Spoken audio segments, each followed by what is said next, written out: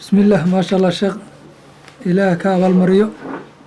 هو محاضرة سوين بعد نوقشها في سيدات كأني سفع ودرجان وأنفع هذا برجينا إن شاء الله تعالى توتال والله طبعا قضب ومهمة وكم من وحيابا بريو صونكا مركي شيخ أدبان كامل علنا ولو سؤالها انتو ذي بدنابا إماشان كجيلان قضب بدن هكذا شيء مركي وحرب سؤالها رئاد بيريهم مركا سوكو بينا أفر إيو شان إيو حان كجارنا وأنا إن شاء الله تعالى سؤالها سوق دبنينا سؤاشا كوان ورمنا إنان كويدن شاق وحوي سائلكم وحوليه أنيقو وان سوقعي سحورتي وان سوقاتي سحورتي مركي أساس بالله بأذان كي دحي محان سمينا يا ميشو من إنان كوي سيجال الربا بس انتاس ساحن كي حكو جرتان دمي سنكرا هي بسم الله الرحمن الرحيم الحمد لله رب العالمين صلى الله على سيدنا محمد النبي الأمي وعلى آله وسلم marka haddii horta sucuurtii isagoon bilaabinba intuu soo qaaday bas ma bilaabin saana usoo qabtay aadaanka yar saadu usoo qaaday halkeeda horta iska celinaya markaas ma wataabanaya haddii af ku jirtan haddii weelkii intuu soo qaado waxa weeye barteedii iskaga dhaafayaaba haddii marka isagoo cunaya eedaankii ku dhaco cuntada halkaas ku joojinaya intaan afka ku jirtan ama fajrigii saadiqa ahaa baa dhashay fajrigii saadiqa baa ku dhashay wuu ogaaday ama eedaankii baa dhacay halkaas horta cuntada ku joojinaya tan kale waxa weeye ta afka ku jirtana waa soo tufay ma liqaya iyadana ma liqayo iska soo tufaya haddii marka uu liqo tii afka ku jirtay ama cuntadii iska sii wado yiri intan bal adiga ku dhaafi maysa bal hadda kulli waa kugu dhacday iska sii wado ninka soonkiisu maalinta wax soo jiray ma jiro imsaagna waajib buu ku yahay inuu afaysto inuu maalin soo qaldayana waajib ku noqonaysa ma soo ma jiro xadiis baa markaa jira dadka qaar kood laga yaabo inay si kale u qaataan xadiiska imaam bayhaqi radiyallahu rahimahullah radiyallahu imaam bayhaqi xadiiskaas rasuulka sallallahu alayhi wasallam yaa wuxuu yiri إذا سمع أحدكم النداء والإناء بين يديه فلا يضع يده حتى يقضي حاجته الدور متكين ومغلط نواقي ويلكين هرتي سويا له يونا قعنتا كدغن إلا دنتي سو كغارو دنتي سكدم ميستو حديث كاسيل اورنيا هدا تراهدو xadiidkaas culummadu waxay ku xambaareen eedaanka hore ayay ku xambaareen eedaanka dambe maaha haddii la qadaro bisixati loo qadarnaa bisixati haddaan sixadiisa qadarno waxaa lagu xambaaray eedaanka hore lagu xambaaray waa eedaanka hore maxaa yeelay rasuulkeena sala allahu calayhi wasalam baa wuxuu yidhi ina bilaalan yu-adinu bileyl fakuluu washrabuu xataa yu-adina ibnu umma maktub bilaal habeenkiibuu eedaamaya haddaad bilaal eedaankiisa maqashaan eedaanka bilaal ma reebo iska cuno iska cabo marka nidahan waxaa lagu xambaaray eedaanka bilaal kale lagu xambaaray ilaa uu ka eedaamo cabdullahi ibnu maktuum cabdullahi bin adma hadduu eedaamo isaga waa eedaanka dambe marka laba eedaan buu subax uu leeyahay ku hore iyo ku dambe sida dadku wala yaqaanaan eedaanka hore kaa joojin maayo laakiin eedaanka dambe weeye kan aan ka hadlayna ee reebaya marka labada eedaan in la isku qaso oo dadku ay isku qasaan ما إن لبض إن الكل فهموه لبض الفجر إن لسقوا قصنا مع الفجر فجران فجرا ويحلل الطعام ويحرم الصلاة هي فجر أو يحرم الطعام يحلل الطعام ويحرم الصلاة لبض الفجر رفض أساسا رسول صلى الله عليه وسلم يضاف فاصنا كل مال ما سفيع وأنا الهدي كراه ما شاء الله خير الله كسر شيخ سؤال شكل لبعض وعته qof su-aalka wuxuu leeyahay qof waayeel ah ee aan soonkii tabar u haynin maxaa qofkaasi la gudboon mana soomi karo qofka waayeel wey qofka waayeelka aan soomi karin ilaahay subxaanahu watacaala waa raxiim diinta dhexdeeda ayuu ugu naxariistay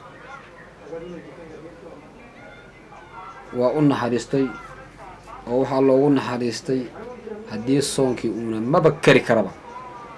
أما وكري لكن مع شقة مع مشقة أيو كريه مشقة وين معدو كريه mashaqo oo dee banayn karta gebagabaysigii banayn karta waa mashaqa inuu dhuco ka yaabi dhulka ku diido mashaqo calaa kulli xaal ruuxa waayeelka ah waa afuraya waa ilmo waa kalu noqda laakiin wuxuu bixinayaa maalin walba fidyatu طacaam fidyadaas uu bixinayaa طacaamkiina waxaa weeye sida rasuulka sala allahu calayhi wasalam xadiidtiisu ay noo sheegayso waa mud ayuu bixinaya mud buu bixinaya mud raashiin ah ayuu bixinaya mudkaasina waa quutul qaalibka kaasuu bixinaya mudkaas maalin walbaba maalinteeda ayuu bixinaya markaas maalin walba maalinteeda iska bixinaya markaa mudkaas fadyatu dacaamintaas inay si kale kuu gasho ma ruuxa si kale u gasho ma aha ama si kale uu fahmo mudkaas waxaa weeye waa mud qayriin oo raashiina ayuu siinayaa ruux miskiina hadduu doono wuu gadan hadduu doono wuu cuni hadduu doono ruux kaleu siinaya tasarufkiisa waxaan laakiin gudaynin oo mudkii bedelkiisa aan noqon haddii la ruuxa la afuriyo ruuxii waa la afurinaya haddii la yidhaha waa la afurinayaa afurka ajrigeedii ruuxu wuu heli isagoon ajrigiisii laga nusqaaminaya ruuxa ajrigiisii maanta soomanaa ajrigiisii oo kale u helaya ninkii saa'imkaana ajrigiisii lagama nusqaaminayo laakiin kama gudayo mudkii ruuxa waayeelka laga bixinayay afurinta ruuxa la afuriyey kama gudayso kana waa gooni kana waa gooni waa laba shay isku baab aan ahayn wey kan ilaahay baa loogu dhawaadaa oo waa goonidiisa kana ilaahay baa loogu dhawaadaa oo goonidiisa wey marka laba baab wey dadka qaarkood marka in laisku qasaa laga yaabo soo afuri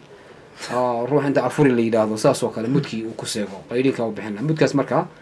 waa nuskiile wax yar baa waxaysa mudka la bixinaya maalin walba waa nuskiile hadduu kiila bixiyana waa sax haddii kalena mudkaasi wuxuu noqonayaa nuskiili iyo rubuc meelahaas nuskiili iyo rubuc buu noqonaya nuskiili iyo rubuc hadduu kiila ka dhigana waa sax wey okay wey waa kiila berisa maaloo bixi nuskiili iyo rubuc buu noqonaya maasha allah sheekh kharalaksi su-aashan kale qofkan wuxuu leeyahay maalmaha waxaa jira cudurkan oo coronavirus dad badan buu marka asiibay qofka marka cudurkan oo asiibo tabartiiba aada u beelaya waxmaba awooddii dhan baa ka tegayso qofkaasi soonka muxuu ka yeelayaa ruuxu markaa haddii xanuunka hayo una la soomi karin oo tabaryara ay ku dhacayso waxaa weeye wuu afuraya mar haddee mashaqa iyo dhib ay soo gaadhayso wuu afuri laakiin wax mudug bixinayaa ma jiro kol haddii ruuxaasi xanuunka la rajeynaya in laga bogsado ma bixinayo wax matalan ma maarata mudug bixina ma jiro markii uu bogsado ayuu wuxuu samaynayaa iyuu soo qaldaynaya laakiin xanuun waxaa jira aan laga bogsanaynin laa yurjaa bu'ruhu ruuxiina uun la soomi karin haddii aan laga bogsanayn uun la soomi karo uu la soomi lagama bogsanayo xanuunka laakiin wuu la soomi karaa xanuunka lagama bogsanayo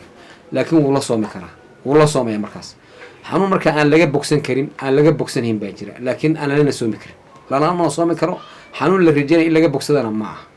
xanuunka aan lana soomi karin lana rajeynayninna ruuxu inuu ka bogsadana aan la filaynin oon la rajeynaynin xanuunka noocaas oo kalea isaga mud buu bixinayaa sidii islaanta ruuxii waayeelka ahaa oo kale mud buu bixinaya kaas ama xanuunka la rajeynaya in laga bogsado markii uu ka bogsado ayuu soo qadaynaya taasay noqonaysa maasha allah gabagabadii baan kusii siqaynaa su-aashan kale waxa weye qofka asigoo sooman ma isticmaali karaa cirbad ama faleembo amaba markii dhiig laga qaaday la damco waa la durayaa soonkiisa wax ma yeelaysaa ruuxan haddii uu sooman yahay miyaa la duri karaa wey ruux hadduu sooman yahay waa la duri karaa duritaankaasi markaa soonkiisa wax ma yeelaya mise ma yeelaya duritaankaasi soonkiisa waxa ma yeelaya sababku waxay tahay haddii daba laga duro iyo haddii xidid laga siiyaba xuqnaa la yidhaahdaa waxay ka gaadhaysaa manfad hayru maftuuxa waa meel aan u furnayn juufka ayay ka gaadhaysaa soonkiisa waxma yeelayso xoogaa culammadu waxay ka keenaan khilaaf baasha la yidhaha faleembada oo ay leeyihiin iyaga lafteeda waxay keenaysaa nafaqa nafaqo kolley culimmada qaarkeed ee mucaasiriinta culimmadeenna oo dambe qaar baa waxay leeyihiin way burinaysaa maadaama ay leedahay nafaqo jirhkii ay u keenayso haddii faleenbo lagu xidho ruux haddii faleenbo lagu xidho culimada qaarkeedna waxay maba burinaysaba maxaa yeelay mar haddayna manfad maftuuxa ka gaadhin manfad maftuuxa laysku ogyahay haddayna meef oo joofka u furan ayna ka gaadhin ee meel kale ay ka gaadho ma buriso cayntaasi ma burinayso midda kale dhiigga haddii laga qaado waa toobinka oo kale wa dhiiggii baa ruuxa laga qaaday dee rasuulku wuxuu inoo sheegay sala allahu calay toobinku inuuna burinaynin uuna soonka afurinaynin mar hadduuna afurinaynin ma burinayo way marka toobinku suuna haddii uuna toobinka burin waayo ruuxa dhiigga laga qaadayna soonkiisa wax ma yeel dhiig ka qaadidaasi waxa ma yeelayso waxa ma yeelayso maasha allah sheekh khayr allah ku siiyo su-aalihi marka intaas baa ku ekeysiinaa marka maxaa dadka kula dardaarmaysaa marka fariintaada maxay tahay dardaarankayga oo aan waxaynayo horta soonku waa shay cibaado ah wey waa cibaado badani ah waa cibaadooyinka ilaahay loogu dhowaado kuwa ugu fadli badan buu ka mid yahay cibaadadaas waxaan leeyahay ruuxa waxaa laga rabaa isagu inuu cibaadadiisa u dadaasho hebel baa yidhi iyo waxaasaan maqlay iska dhaaf cibaadadiisa inuu dadaalo